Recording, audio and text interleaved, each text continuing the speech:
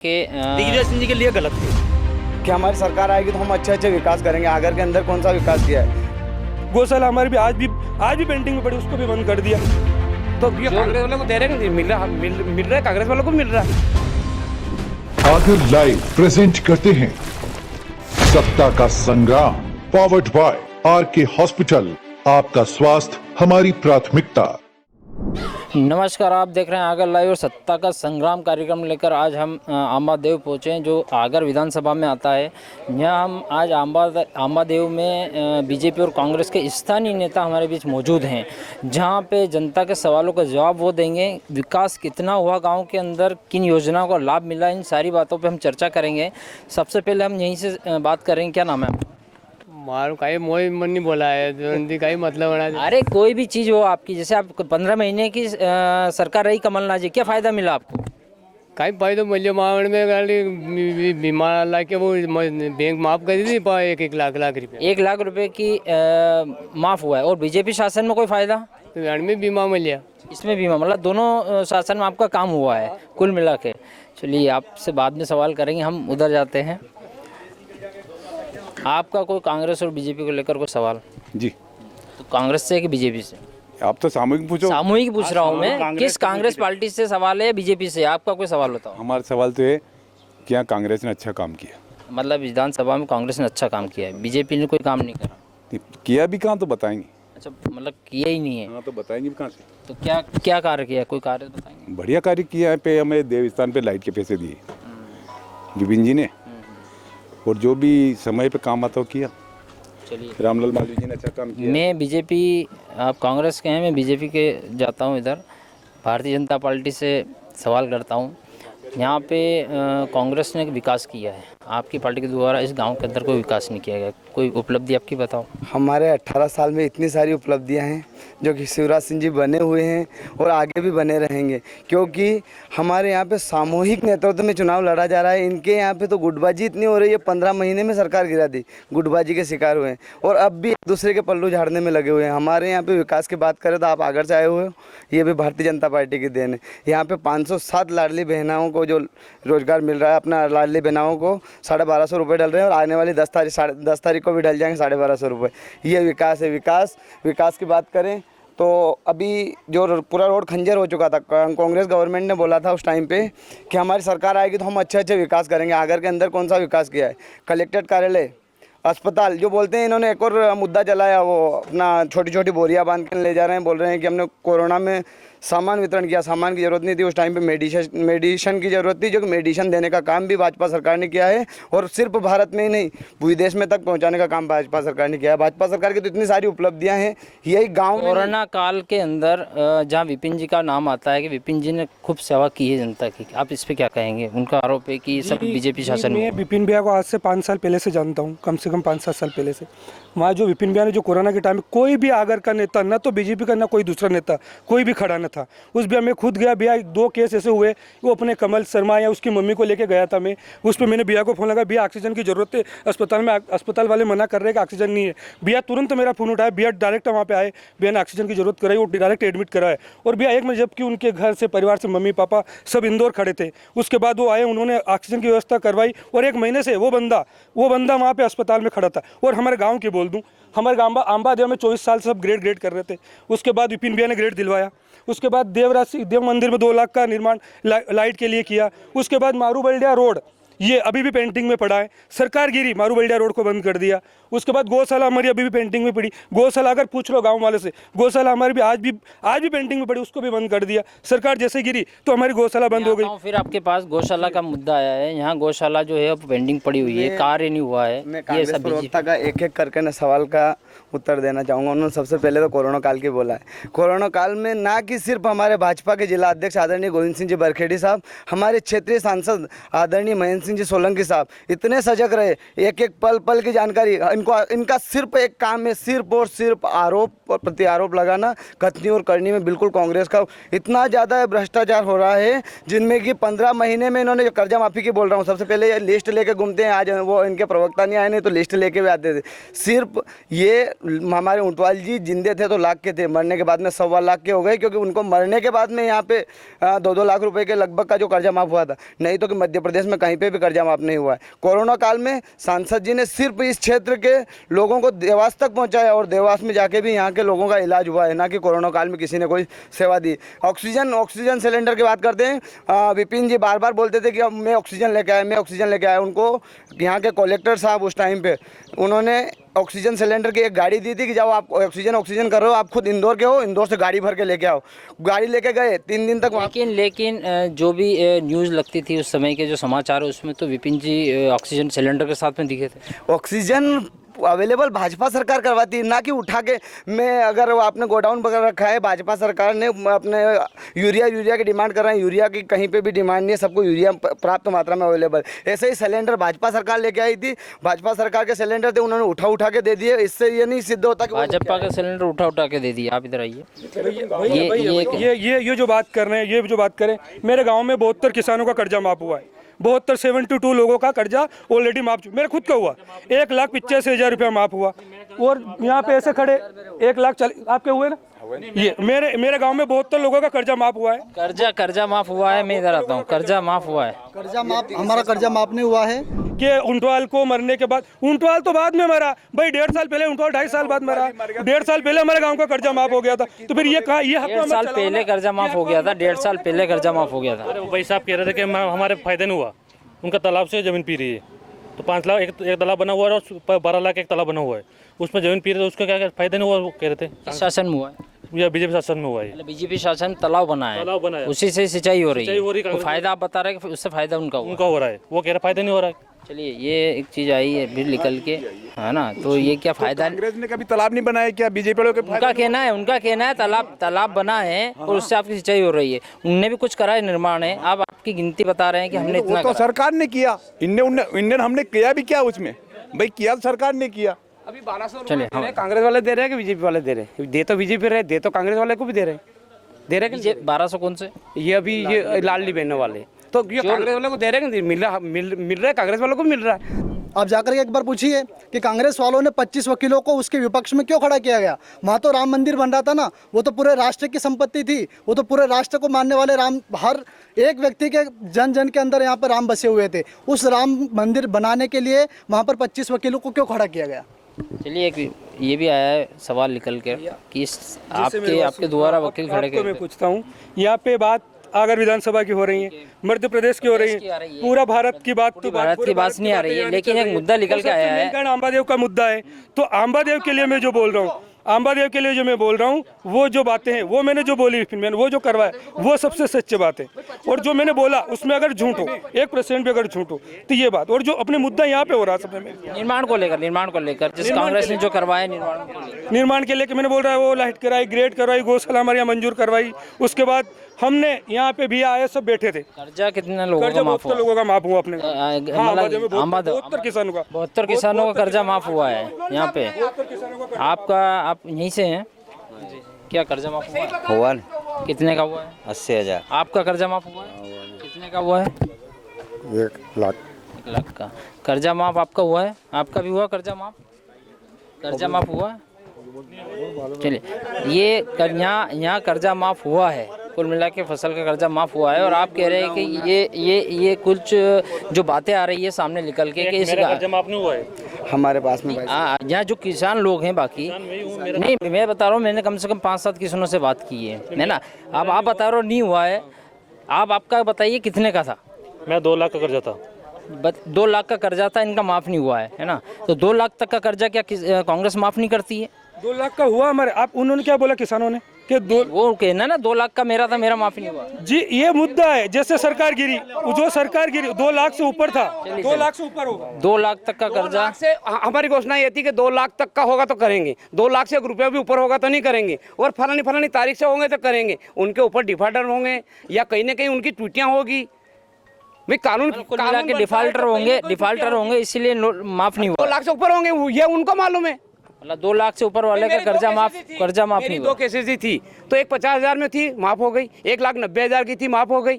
तो यहाँ कितने लोगों का हुआ, कितने का हुआ? कुछ ऐसा काम तो हमेशा हो रहता है कि 70% काम होता है, 30% तो कहीं गाँव के विकास के लिए आप कोई बात बताएंगे? पूछो कि कांग्रेस ने क्या किया। हाँ, ये बताइए आपके यहाँ 15 महीने की सरकार ने क्या किया? सुनिए मेरा, 15 महीने की कांग्रेस सरकार थी, उसमें आपके गांव के विकास की बात 15 महीना में एक तो ललायती का डैम दिया हमारा 11 करोड़ का, जो हमसे लगा हुआ, हमको पानी मिलेगा। एक ग्रेड दिया, एक गौशाला दी, और अभी जो विधायक वर्तमान शासन जो बीजेपी का है, इसमें आपको कोई फायदा मिला? हाँ, मिला नहीं। अब अभी विधायक निधि से दिया हमें 2 लाख। विधायक निधि की बात नहीं कर रहा हूँ, बीजेपी शासन का जो विधायक जी ने जो दिया वो ठीक है, 15 महीने सरकार ने दिया है, वो भारतीय जनता पार्टी की सरकार। जनता जो अभी ये जो लाडली बहना का दे रही, बस वही लाभ आपको मिल रहा है, ये लाभ यहाँ मिला है। आप फिर एक सवाल निकल के आया है, लाडली बहना के अलावा कोई दूसरी योजना है। यहाँ का भूमि पूजन जो हुआ है, ग्रिड जो बना है, आप पूछ सकते हो ग्रामीण जन से भूमि पूजन किसने किया है, ग्रिड किसने बनाया है। आप ये बार बार रलायती डैम की बोल रहे हैं, रलायती डैम का भूमि पूजन किसने किया है, बना के तैयार किस सरकार में हुआ है? कुल मिलाकर आपके शासन में हुआ? हमारे शासन में हुआ है। आप पूछ सकते हो भूमि पूजन भी हमने किया है और बना के तैयार भी हमने किया है। भूमि पूजन और बना भी इनके शासन में। भैया मैं इनकी बात समझ रहा हूँ।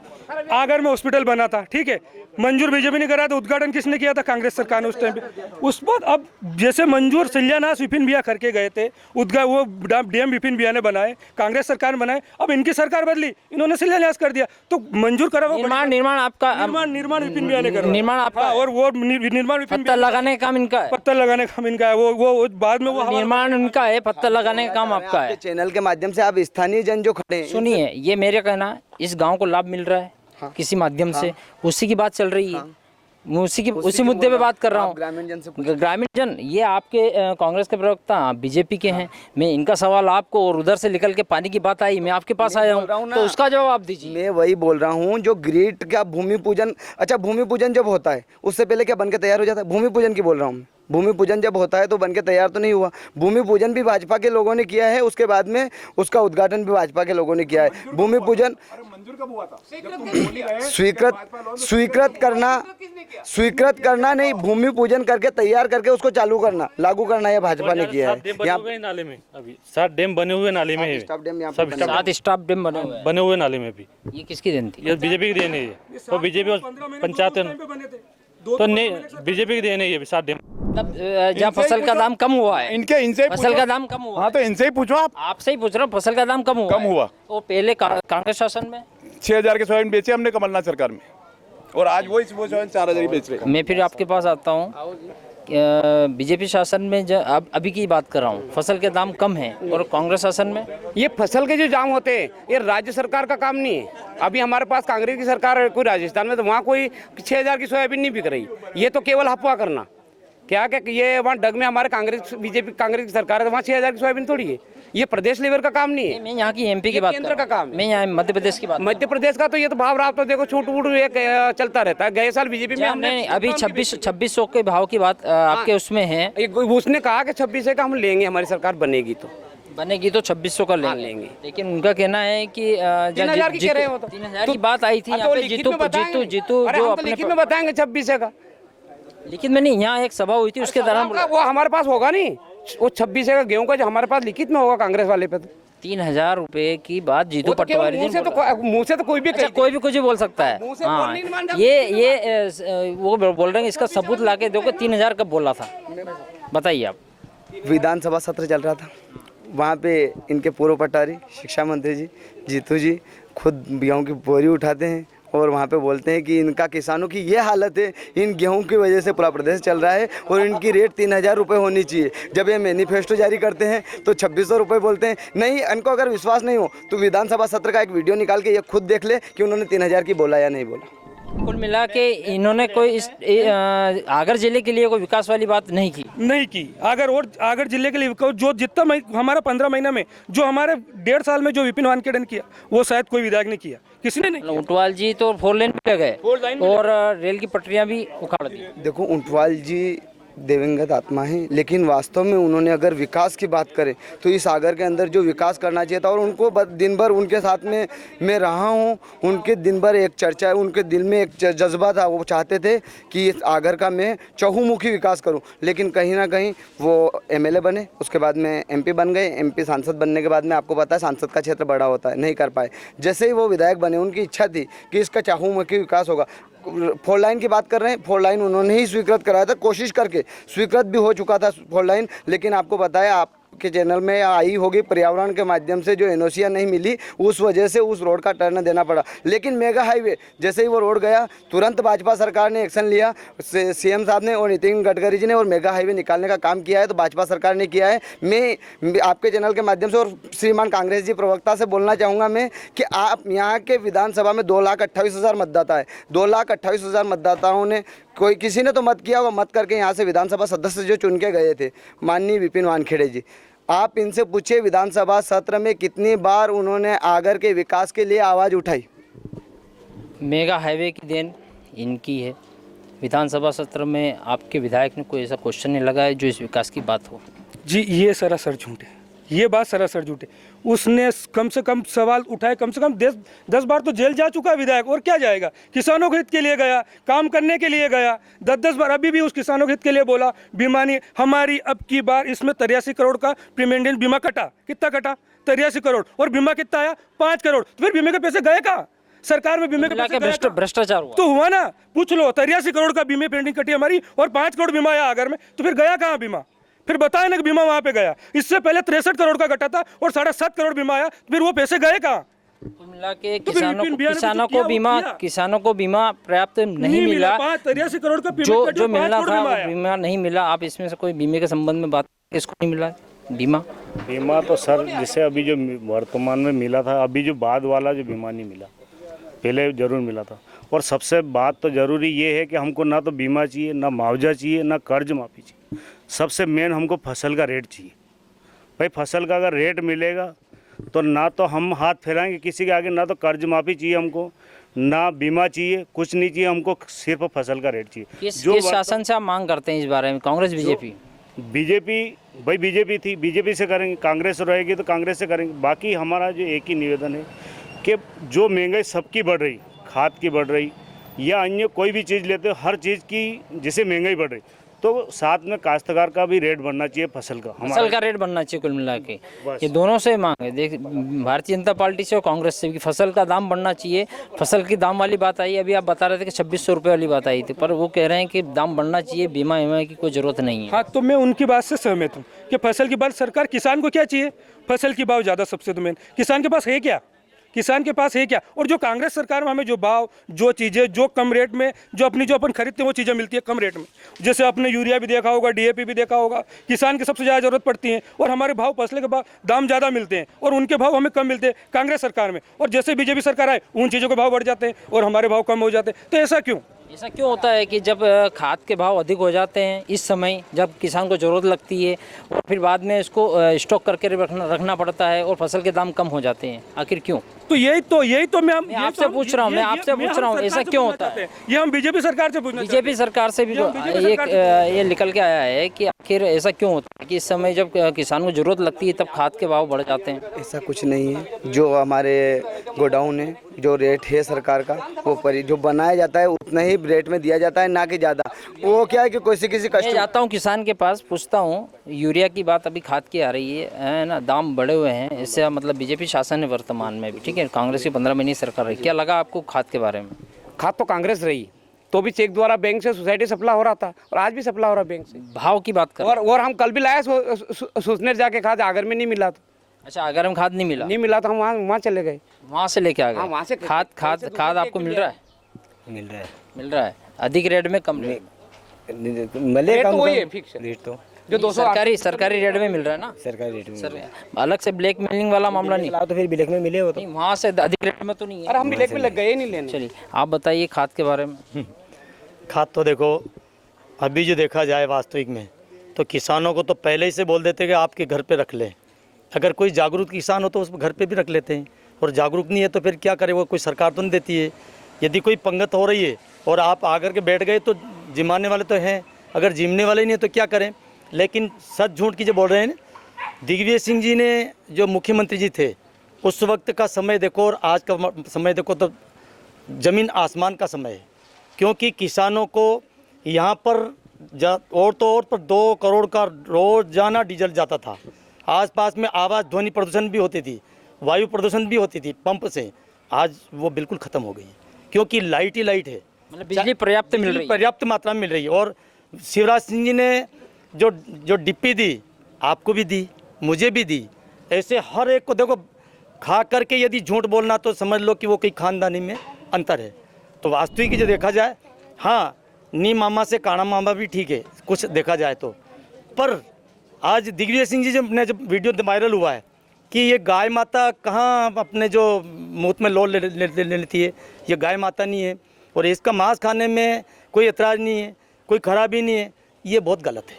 मतलब कुल मिला के दिग्विजय सिंह जी के लिए गलत है। कांग्रेस पार्टी की नहीं कह रहा हूँ कि क्योंकि कांग्रेस पार्टी में अच्छे भी है। प्रणब मुखर्जी धन्यवाद है कि ऐसे व्यक्ति जो अगर कांग्रेस पार्टी में होते तो हम उनको सम्मान इनको भी देते हैं, अच्छे लोग को सम्मान आज भी देते हैं। कुल मिला के विकास हुआ है तो भारतीय जनता पार्टी में हुआ, कांग्रेस में नहीं हुआ है। नहीं, लाइट तो बिल्कुल मिलती नहीं, मैं खुद ही परेशान था। ज़्यादा तो नहीं कहें लेकिन किसानों को यदि लाइट मिलती तो बच्चे और पैदा होते क्योंकि कुआं पे चले जाते हैं। कुल मिला के ये है कि कांग्रेस शासन में लाइट की बड़ी समस्या थी, भारतीय जनता पार्टी में ही लाइट की समस्या दूर हुई है। भारतीय जनता पार्टी देखो, हम हमारे गांव की अगर बात करें, लाइट की बात करें तो ग्रेट हमारी देन उनकी है। और अब जो लाइट मिल रही है, ये लाइट अब जो मिल रही है 4 घंटा हमको दिन में मिलती है, साढ़े उसमें 4 घंटा में से 2 घंटा तो लगभग कट ही जाती है और रात में मिलती है 4 घंटा, 4 घंटे में से 2-2.5 घंटा रात में कट जाती है। और हमारे जो 15 महीने सरकार थी उसमें बहुत मुश्किल लाइट कटी, 1 घंटा भी मत मुश्किल करती ना, तो ये बीजेपी वाले ये है वो ग्रेड ने दांतवारे कि तुम्हारी लाइट कट रही है, तुम्हारी सरकार अब कहाँ जा रहे। जब अभी गांव की एक और चीज़ आई है, यहाँ पे डीपी जो वर्तमान में 3 डिपियाँ बंद पड़ी हुई है, 3 डिपियाँ बंद पड़ी, हाँ बंद पड़ी हुई है। यहाँ पे डिपियाँ बंद वो डिपी एक हमारी डिपी जल गई है, हमारे घर के पास में ही है। उसके बाद एक डिपी ये भी ख़राब हो रही है। उसके बाद वो एक डिप्पी हम खुद किसानों लोगों ने नलिया लगा के उसको सिंचाई की लाइट चालू करी। उसके बाद कोई पूछ नहीं सरकार क्या। हमारे गांव में हम मिडिल स्कूल है, कितने साल हो गए सरकार को गिरे हुए। एक अतिथि, एक शिक्षक है मात्र, एक 6ठी से 8वीं तक, एक अभी तक सरकार ने कुछ ने ध्यान नहीं दिया कि उसमें 4 अतिथि।